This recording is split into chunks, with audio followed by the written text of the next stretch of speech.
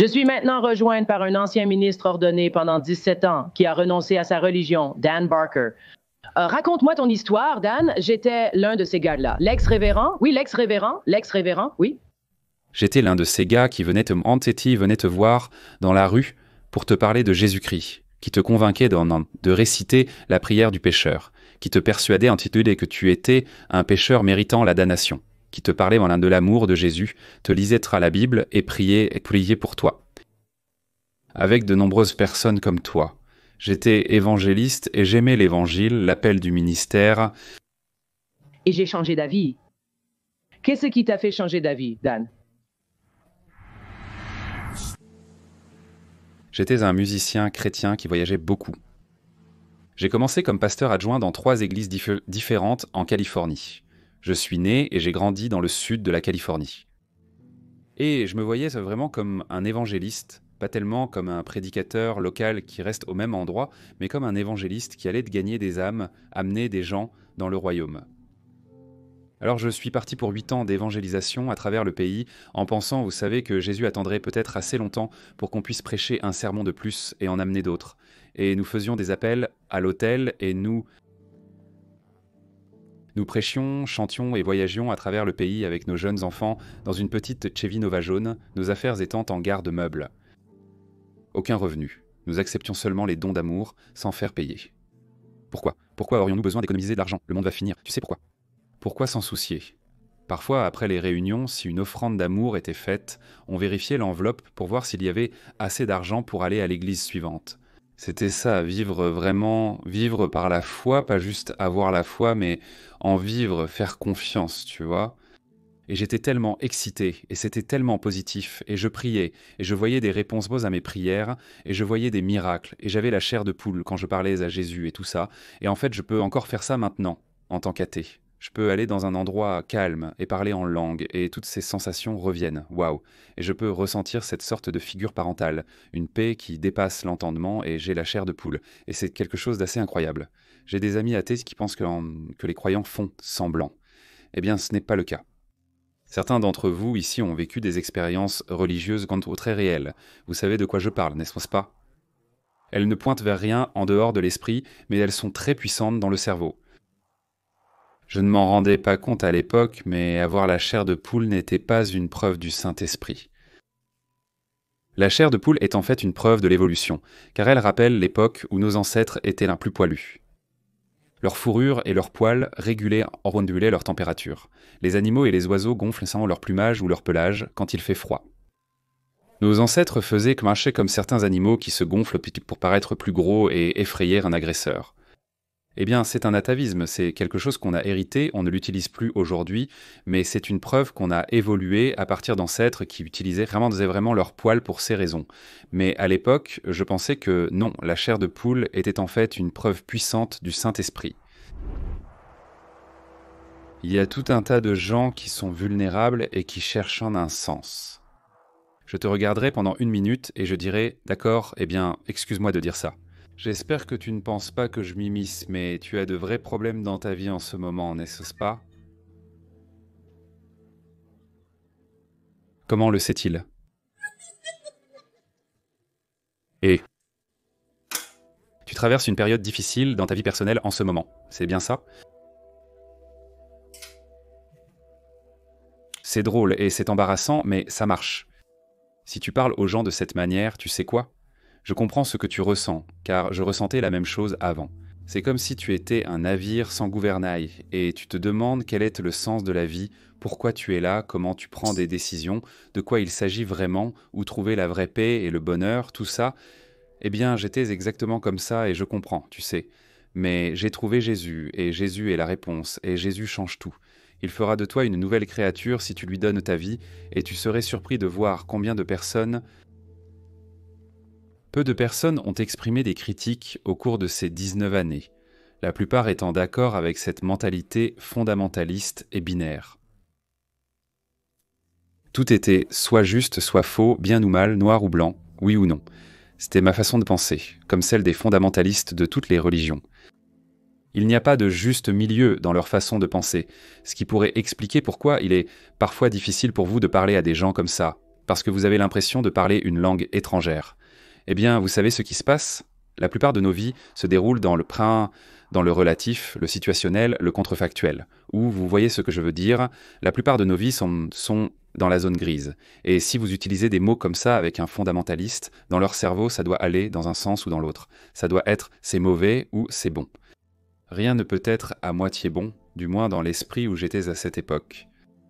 Donc, à l'époque, en tant que croyant fondamentaliste attendant le retour de Jésus, il n'y avait aucune chance que je me réveille un matin en me disant « Oh, haha, quel idiot j'ai été !» Il n'y a pas de Dieu. Oh, comment ai-je pu être aussi stupide ? À quoi pensais-je ? Parce que je l'ai vécu, je l'ai ressenti. J'y ai cru et j'ai vécu par la foi.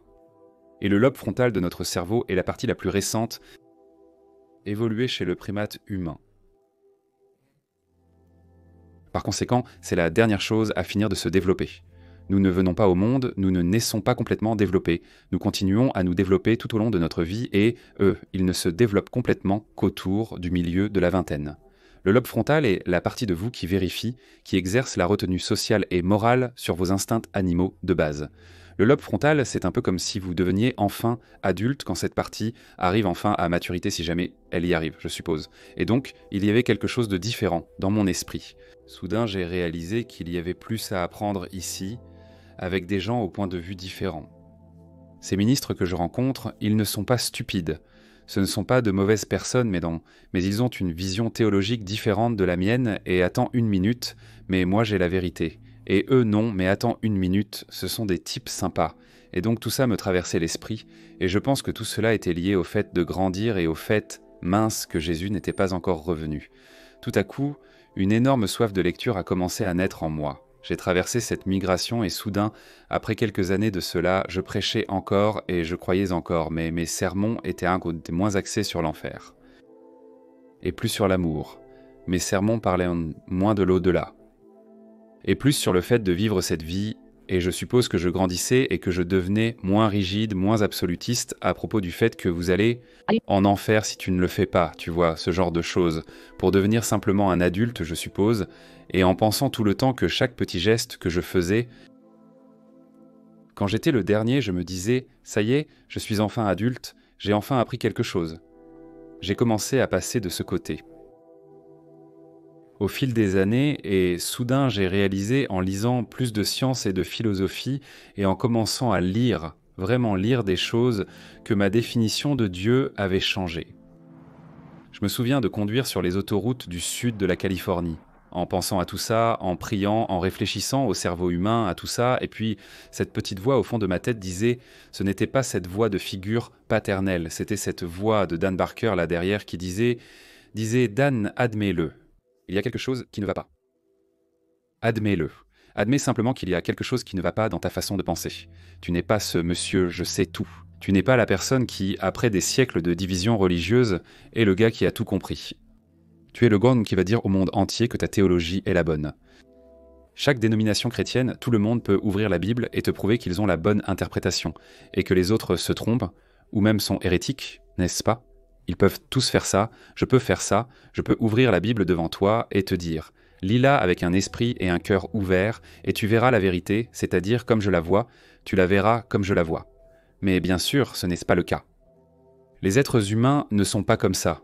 Il y a toutes ces différentes interprétations, et je me rends compte que lorsque Paul a dit dans la Bible que Dieu n'est pas l'auteur de la confusion, peux-tu penser à un seul livre qui a causé plus de confusion que la Bible ? Réfléchis-y vraiment. Tout le monde pense avoir la bonne voie, et ils sont tous en désaccord les uns avec les autres.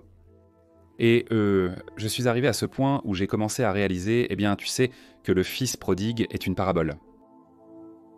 Et Adam et Ève sont très probablement une métaphore parce que maintenant, grâce à l'évolution, nous savons qu'il ne pouvait pas y avoir un Adam et une Ève, c'est impossible, donc ça devait être une métaphore. Donc si c'est vrai, alors peut-être que même Dieu lui-même n'est qu'une immense figure de style. Peut-être que Dieu lui-même n'est qu'une grande métaphore, une façon pour la race humaine de raconter une parabole, une histoire sur notre existence qui nous donne un sens d'une manière morale. Et j'ai poussé ma réflexion jusque-là dans mon esprit, en pensant, en lisant, tout en aimant toujours ma vie chrétienne. Et c'était étrange parce que Je me souviens de conduire sur ces autoroutes. Une voix disait « Dan, quelque chose ne va pas », mais l'autre disait « Je parle à Jésus, ne me dérange pas ». Mais lui parles-tu vraiment ? Oui, mais ça semble juste. Toutes les religions disent de ça. Es-tu sûr de ne pas te parler à toi-même ? Non, parce que c'est comme cet œil qui regarde autour du monde. Hindou, musulman, mormon bizarre, cela, ceci. Puis soudain cet œil a fait comme ça. C'était étrange de devenir ma propre expérience scientifique. C'est flippant de savoir que tu as la vérité, que c'est réel et que tu le ressens. Je peux encore reproduire ces sentiments maintenant, ressentir cette présence et parler à cet être qui n'est pas là. C'était comme une leçon d'humilité qui m'est arrivée. C'était comme... Attends, une minute, c'est moi le monsieur je sais tout, non ? Je suis le gars qui doit avoir cette vérité absolue, mais qu'est-ce que je sais, tu vois ? Et pour moi au moins, et j'ai d'autres amis athées qui ont été élevés dans la religion, ils disent vraiment la même chose. Ils ont été ramenés à la réalité, ils ont été descendus de leur piédestal d'arrogance ou de l'idée narcissique que nous sommes spécialement choisis, ou qu'un groupe de personnes est un peuple élu, ou qu'une certaine église est la vraie église. Tu vois, ce genre de pensée qui en fait ne fait que créer des divisions dans nos sociétés. Cela érige des barrières, créant un clivage entre initiés et exclus. Je suis arrivé au bout de cette migration, et c'était à l'été 1983, et j'ai réalisé, tu sais quoi, soyons honnêtes ici. Il n'y a vraiment aucune preuve de l'existence de Dieu. Je suis devenu un tout nouvel athée. J'ai lu un livre d'une femme nommée Annie Laurie Gaylor intitulé « Malheur aux femmes », la Bible me le dit. Et j'ai pensé « Waouh, la façon dont la Bible traite les femmes dans la loi ». Je lui ai écrit une lettre pour le remercier d'avoir écrit ce livre et lui ai partagé un peu mon histoire. Elle et sa mère avaient fondé la Fondation pour la liberté vis-à-vis de la religion dans les années 70. Alors ils ont dit « Eh bien, pourriez-vous écrire un article pour notre journal ?» Et je l'ai fait, j'ai écrit un article pour, je crois que c'était en juin 84. J'ai reçu un appel d'une femme à Chicago alors que j'étais en Californie. Et elle était productrice d'une émission animée par une femme. Elle s'appelait Oprah Winfrey. Et elle m'a dit « Nous allons inviter Anne Gaylor et Annie Laurie Gaylor dans l'émission pour parler de l'athéisme dans l'émission d'Oprah Winfrey. » Nous leur avons demandé s'ils connaissaient d'autres bonnes histoires. Ils nous ont parlé de vous.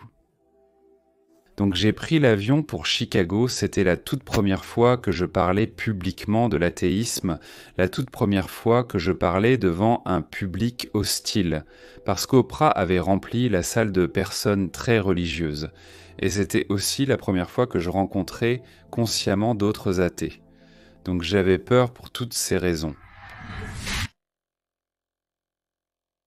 J'ai toujours été amoureux de la raison, de l'intelligence et de la vérité. Je pensais que le christianisme détenait la vérité. Je le croyais vraiment. J'y ai consacré ma vie. Quand es-tu devenue chrétienne? Dans ton enfance? J'ai grandi dans l'église, mais à 15 ans, j'ai consacré ma vie à Jésus-Christ. J'ai accepté l'appel de Dieu dans ma vie pour devenir ministre, pour devenir évangéliste. À cet âge, j'ai commencé à partager. Je suis allé au Mexique, dans les montagnes et les jungles du Mexique, pour partager ma foi pendant des années. J'ai parcouru les États-Unis, me tenant dans les parcs et au coin des rues pour parler aux gens de l'amour de Jésus. Évangéliste à 15 ans, puis à 16, 17 ans, tout au long de... Nous. Je sais, je l'ai fait en 3e année, je comprends. Et je n'ai pas vraiment changé. Je cherche toujours l'intelligence, la raison et les valeurs, et j'aime toujours la vérité. Je suis toujours la même personne, le même ministre qui veut savoir ce qui est réel et ce qui est vrai. Et j'ai décidé que les preuves du christianisme ne sont pas des preuves solides. La Bible est un document peu fiable et c'est un document très peu inspirant. Mon cœur ne peut accepter ce que mon esprit rejette après une étude sérieuse. Qu'as-tu donc décidé? Il n'y a pas de Dieu? Eh bien, je suis athée maintenant? Oui. Je ne crois pas personnellement en Dieu, ce qui est une définition.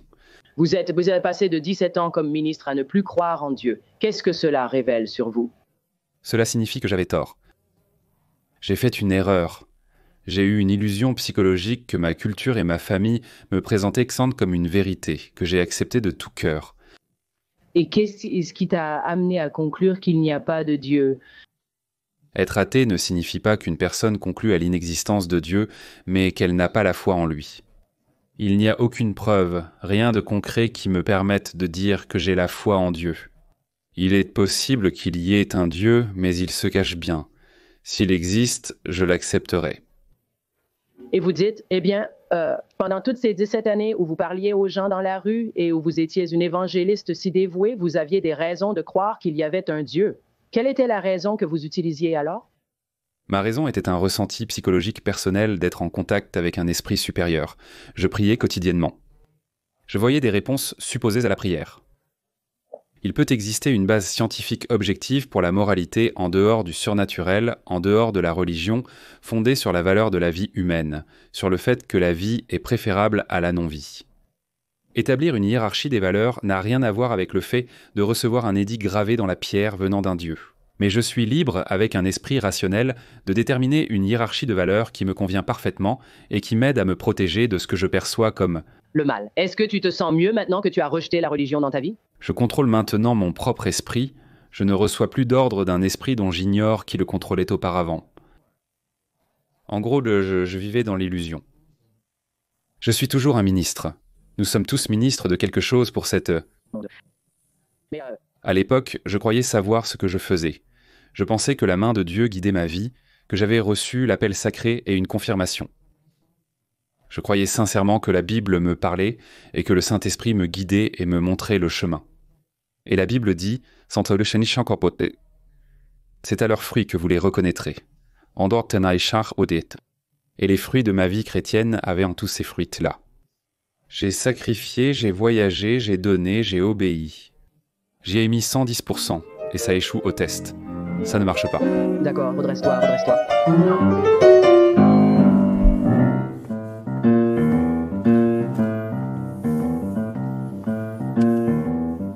Tu ne peux pas gagner avec le péché originel. Peu importe à quel point tu as été intelligent ou gentil, tu ne peux tout simplement pas gagner. Tout était joué dès le début. Tu étais condamné depuis la chute de l'homme. La victoire est impossible.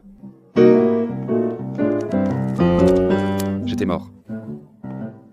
J'étais mort avant même que ma vie ne commence.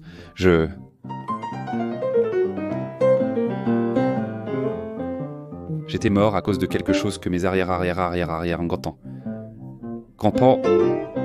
grands-parents avaient un fait, ce n'est pas drôle. Adam et Ève n'ont rien fait de mal. Ils étaient piégés depuis le début, ils ne pouvaient pas gagner. On m'a dit que je dois croire en Jésus-Christ pour être sauvé. Mais d'abord, je dois admettre que je suis totalement dépravé. Pas question. Avant de commencer à pointer ce doigt accusateur, souviens-toi qu'Ève a été piégée. Elle ne pouvait pas gagner.